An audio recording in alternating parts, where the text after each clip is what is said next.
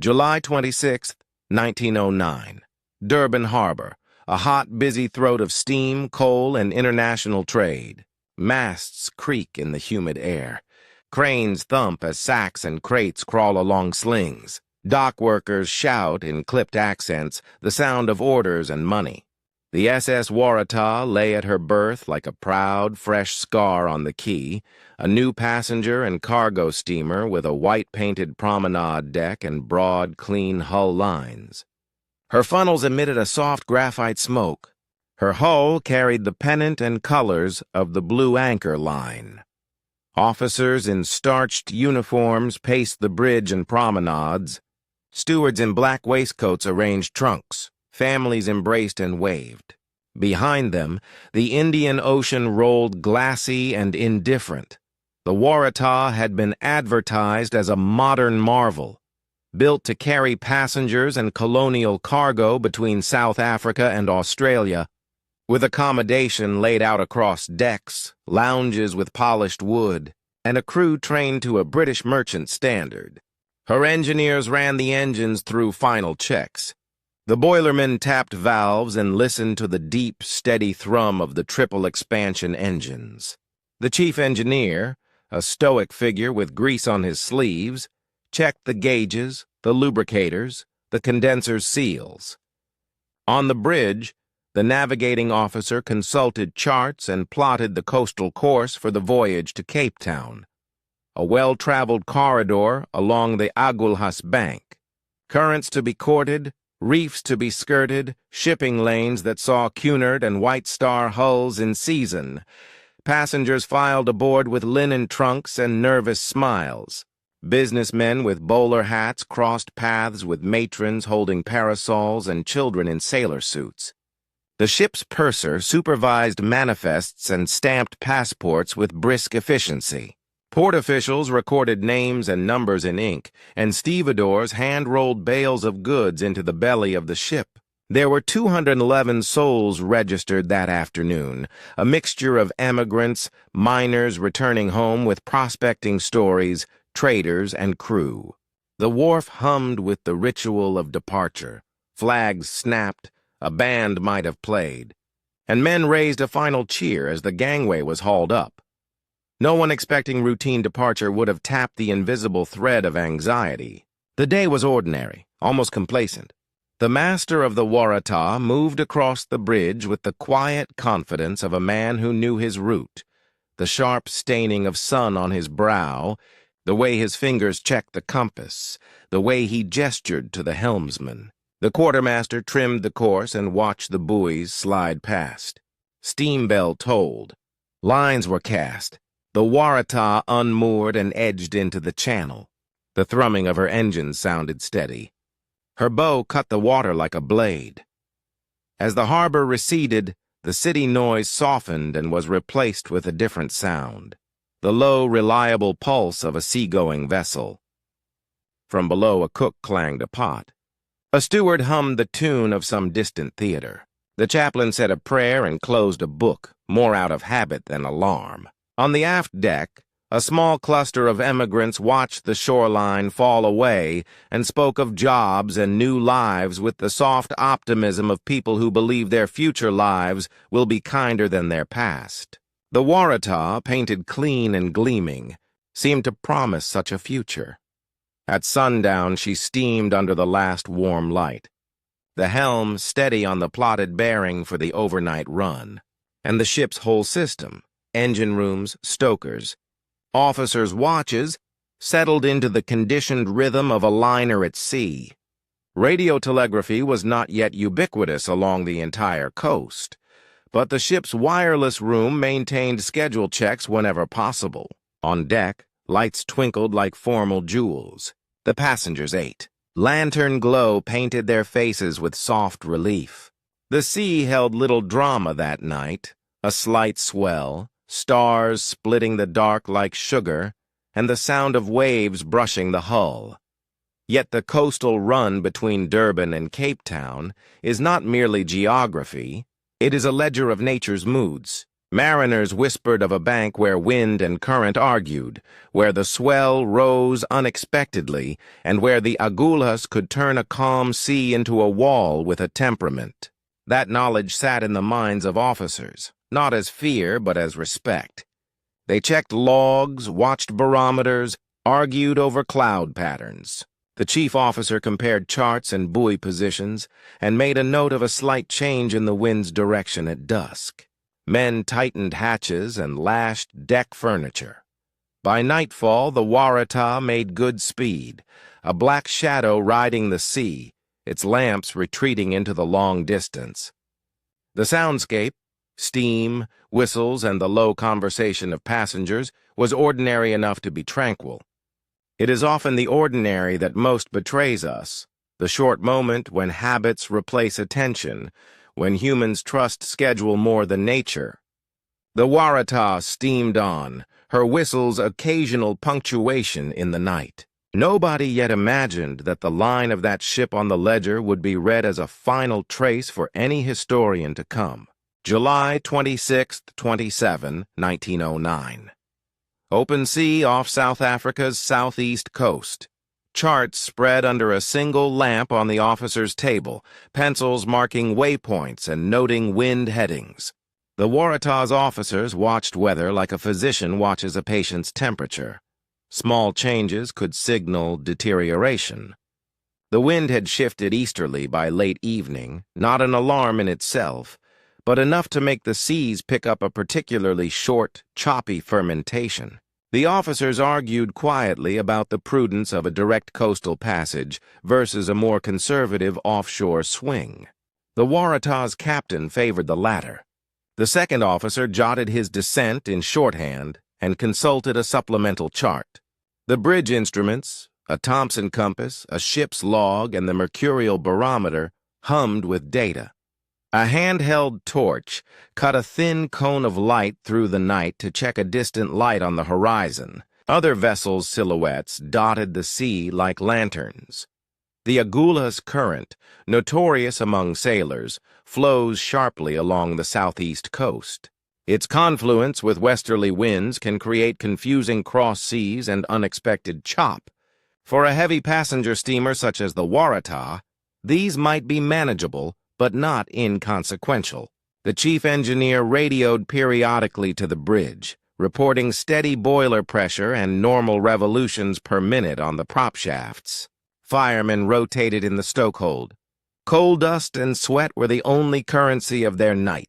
From the promenade, a steward recorded passengers' requests for tea, and a nurse on board checked in on a child with a fever. As the hours passed, small anomalies accumulated. An unexpected shudder in the hull felt aft in the steerage quarters, a slapping sound of waves that indicated a possible change in trim. The stewards attributed it to cargo settling. The engineers checked ballast readings and pump diagrams. The ship's radio, a relatively new convenience, logged a routine Morse check with the shipping authorities at dusk. In the wireless room, the operator copied the call signs and scribbled a routine note, "All well at 22 SAU." A clerk wrote the time in the logbook with a certain careless flourish. Night intensified. Rain clouds gathered to the west, and the wind's voice deepened. The keen-eyed helmsman reported a shadow on the port bow, a feature of the coastal approach where shipping lanes and fishing banks cross paths. At 02 hours, the mate altered course slightly to keep clear of a reported derelict vessel. On the starboard side, the sea took on a gray copper sheen under cloud moonlight, and the watch below tightened their grip. A minor list of port was compensated by adjusting cargo trims and ballast.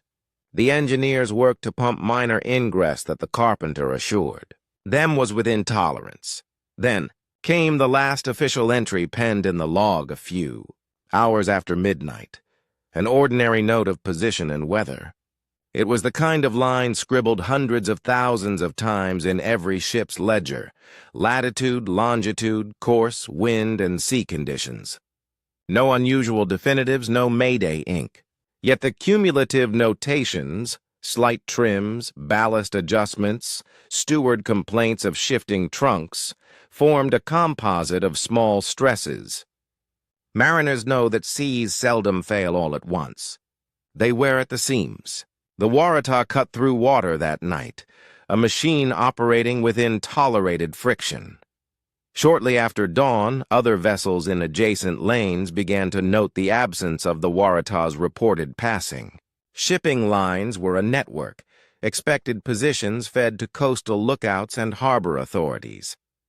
For a time, a delay was treated as a delay. Storms, minor mechanicals, or the occasional exercise of caution could account for a late arrival. But as the day progressed and the positions failed to update, logbooks around the Cape and port signals began to reflect queries and then concern. Did the Waratah alter course? Had she put into a port for repairs? Had the wireless operator been affected by illness or equipment fault? Men with binoculars scanned horizons for the unmistakable wedge of her funnels. The absence was a growing note struck in a key that refused to resolve. When search vessels were dispatched and radio inquiries intensified, skeptical officers murmured that the ship was likely safe somewhere, held up by weather. But the Cape weather offices, which tracked barometric troughs and telegrammed merchant lines, began to receive letters from captains who had passed through the corridor without sighting the Waratah. The mystery was not yet a catastrophe. It was more a worry that expanded with each missing timetable entry. Communications at sea in 1909 were limited to a chain of ship-to-ship and ship-to-shore wireless nodes. A missing node could mean anything from a failed spark gap to a foundered hull. The narrow band of possibilities ran from mundane to catastrophic, and at sea, mundane can tilt quickly. July 27-30, 1909. As day replaced night, concern hardened into action. Word traveled through telegraph wires to port authorities in Cape Town and to shipping company offices. The Blue Anchor Line, the firm that managed Waratah's operations, transmitted urgent inquiries along cables to every possible signal station on the southern African coast. Private yachts, naval vessels, and commercial liners were mobilized, their captains assigned search sectors. The South African Navy sent ships to comb likely drift grounds. Fishing trawlers, freighters, and salvage tugboats scanned the waterline with crews armed with grappling hooks and long poles, eyes peeled for flotsam.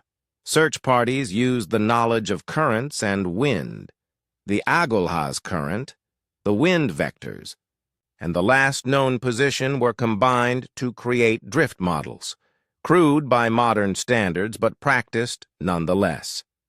Men on deck scanned an endless, indifferent horizon with binoculars, backs hunched against the wind and spray. Signal rockets were fired at intervals. Flags were raised and semaphore attempted between passing vessels. On shore, families gathered at waterfronts and clustered under the shade of wharves, clutching telegrams and hope in equal measure. As the days unfolded, the search produced only fragments. A lifebuoy sighted far from the expected path, a piece of wreckage later rumored to be from a different hull, and sightings that could not be confirmed. Fishermen reported seeing an empty dinghy and later a washed-up trunk with no passenger details. These unsteady leads sustained newspapers' headlines, "Where is the Waratah?" and South Africa's missing liner. The press turned the omission into a narrative, images of the Waratah's polished saloons, juxtaposed with photographs of worried relatives waiting on the quay. Official correspondence grew terse and formal. The shipping company instructed captains to keep to search patterns. Insurance assessors began private inquiries. The Waratah's sister ships, operational in the same trade, lent boats and manpower. Naval commanders in port coordinated search zones by compass points, sending small flotillas into the morning haze. Each vessel that scanned returned negative reports, their skylights reflecting the monotony of an empty sea. The search was thorough but limited by technology. No planes performed sustained aerial search at this latitude, and wireless range made precise triangulation uncomfortable. Days lengthened. The Waratah's manifest and passenger lists were scrutinized and published. Families' names were read aloud in shipping offices. The human dimension sharpened. Letters from detainees who expected to sail, employers awaiting workers, and widows-to-be who had not yet been told. The Prime Minister's office and colonial administrations followed the case. A missing ship on the route. Between two critical colonial ports was a matter of national attention, as much as maritime loss. In search rooms, the maps were freckled with pins. Each pin was a hope and an instruction. Captain and officers who had once crossed the Agulhas remarked quietly on the weight of chance. "You don't conjure a man from the sea," said one senior search captain to a reporter. "If she's gone where the ocean keeps her." The pragmatic cruelty of the statement hung in the rooms where men worked long hours hunched over maps. Despite the intensity of the search, nothing conclusive was found. No intact hull beached, no clear wreckage field, no list of bodies retrievable. Gradually, the urgent hunt stepped down to persistent, methodical patrols. Insurance companies commissioned their own private searches and hired salvage experts to attempt to locate debris fields with grappling gear. The families, meanwhile, lived in a suspended state. Daily visits to shipping offices for the latest that never altered the essential absence. For some, the Waratah became a private monument of unanswered prayers. At sea, as vessels returned from fruitless sweeps, crew gossip hardened into narratives. Some swore the ship had broken apart in a storm. Others insisted that a catastrophic mechanical failure had caused her to founder before a distress call could be made. Those favoring the storm theory pointed to the volatile ways the Agulhas can turn a peaceful sea into a mountainous rage. Those favoring sudden failure noted the tiny, perilous moments when a steel hull could take a fatal, unrepairable blow. In all of this, the human question loomed. What had been the last hours aboard?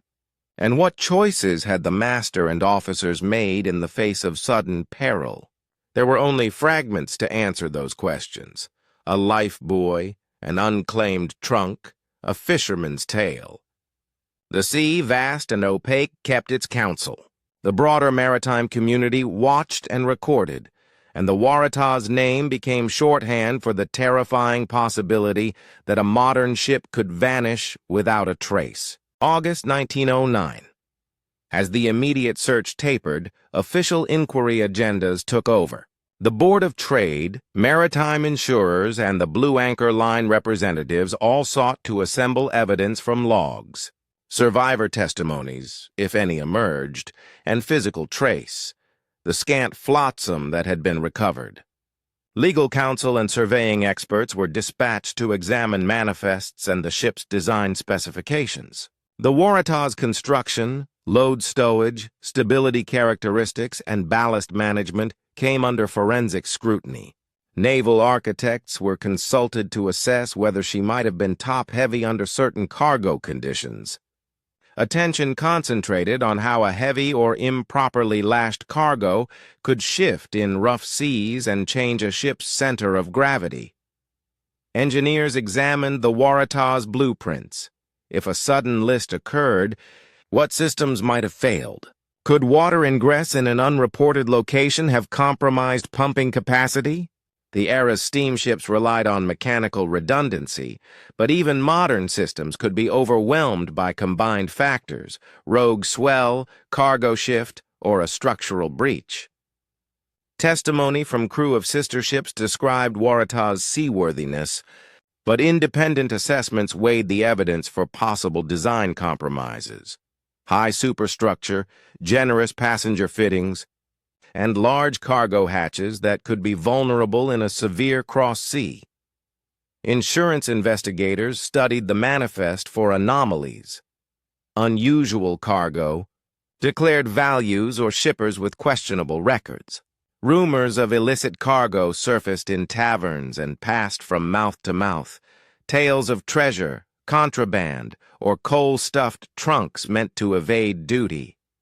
While gossip is not evidence, investigators noted patterns. Certain parcels destined for remote ports, weight distributions that, if mismanaged, could cause dangerous trim.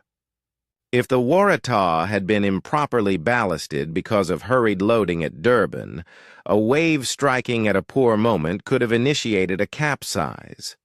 Another line of inquiry probed human decisions.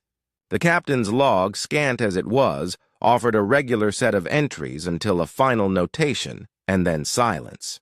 Officers who had survived prior voyages with the Waratah described a culture of punctual coastal runs and a pressure, economic and reputational, to maintain schedules. Could pressure to make time have induced risk-prone routing closer to shore or into a bank of well-known currents? Witnesses and clerks described the ship's master as competent and steady, but authority can be fallible when weather and cargo conspire. Yet another hypothesis, less technical, more lurid, gained traction in public conversation. The ship had been the site of an explosion, perhaps due to volatile cargo, coal dust, or an engine room calamity. Some salvage reports mentioned charred debris found adrift, though these could not be conclusively linked to the Waratah. The possibility of fire or explosion was weighed against the absence of a wreck field. A dramatic blast often yields floating wreckage for miles. The lack of a concentrated debris zone complicated any portents of a violent end. Testimony presented at hearing rooms came with the caveat of hearsay. Fishermen who swore to have seen a breaker field in the wrong place. A coastal lookout reporting hearing a faint signal. A telegraph clerk recalling garbled messages. Maritime inquiries must grapple with the slippage between observation and memory. Where the archive lacks a survivor's account, the testimony is necessarily second-hand. Networks of recollection rather than direct truth. In courtroom-like settings, counsel sifted depositions and cross-checked logs, looking for the one lead that might break open the mystery. Ultimately, the inquiry produced no unanimous verdict. Technical reports suggested plausible scenarios: shift of cargo leading to capsize, structural failure overwhelmed by sea conditions, or accidental ignition leading to loss, but none could be proven beyond the weight of conjecture. Insurance settlements, legal wrangling, and the practical closing of ledgers proceeded even as families were denied the fundamental closure of a recovered body or a named grave. The Waratah receded from headlines into the catalog of unsolved maritime disasters, a study case for naval architects, insurers, and the grieving. In the years following 1909, the Waratah settled into two roles at once. In professional circles, she became a cautionary exemplar, an object lesson in ship design, cargo stowage, and the unforgiving calculus of coastal navigation.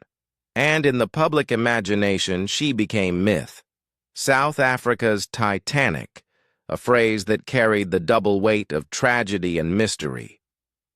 Scholars of naval architecture studied her plans in lecture halls and published papers debating how center of gravity and hatch integrity could alter fate. Insurance houses revised educational materials. Sea loss is often a concatenation of small errors, they taught, not a single grand misdeed. Relatives and communities sustained rituals of remembrance. Plaques, memorials, and lists of the lost appeared in municipal halls and churches. Families who had waited at quays for loved ones who never arrived preserved trunks, letters, and tokens as talismans for a loss without a grave. The Waratah's name took on symbolic resonance, a lost line item in the ledger of human risk on the ocean lanes. In ports where she had called, stories were told at harvest festivals and at docks. Fishermen and ex-officers passed down theories that bore the tone of folklore. Tales of rogue waves taller than houses, of a hidden reef that might swallow hulls without sound, of a variant in the ship's design that could mean sudden doom. The mystery also fed technological change. The Waratah's disappearance reinforced the need for improved wireless coverage and for better procedures to record and triangulate last known positions. Maritime authorities pushed for more rigorous manifesting, better stowage rules, and the reinforcement of hatch covers to resist the slapping loads of cross seas. The event joined other losses of the era as part of the narrative that led toward modern safety protocols. Redundancy, stricter inspections, and more transparent documentation. Yet for many, the Waratah remained a ghost, not because the sea ate her up, but because no testimony described her final breath. Without survivors, without a concentrated wreck field, historians and enthusiasts must rely on fragments, a steward's note about a minor list, an engineer's recollection of ballast adjustments, a fisher's claim of a washed trunk. When the shoreline returns only suggestion and rumor, the mind completes the shapes, and the Waratah's story fills the spaces with its own ominous geometry. Today, the Waratah is the subject of both sober scholarship and evocative storytelling. Naval historians publish papers comparing her vulnerabilities to those of other contemporary vessels. Documentarians reconstruct her voyage with period diagrams and testimony. Novelists and poets transform her into metaphor for loss and discontinuity. The case prompts a broader reflection about how technology and human error combine on the moving stage of the sea. It also forces us to face the uncomfortable fact that even the best-built ships can disappear without witness when dozens of contingent failures align, when you stand at a modern quay and watch a liner's stern disappear into the dusk. Think of the Waratah, the file cabinets of maritime boards, the grainy black and white photos of a ship proud and new at her dock, and the list of names with no known grave. The ocean keeps many secrets. For some it returns debris, for others it returns only questions. The Waratah gave the world a lesson in the sea's indifferent calculus, a lesson measured not by drama, but by the slow, patient accrual of small failures that together can end a voyage.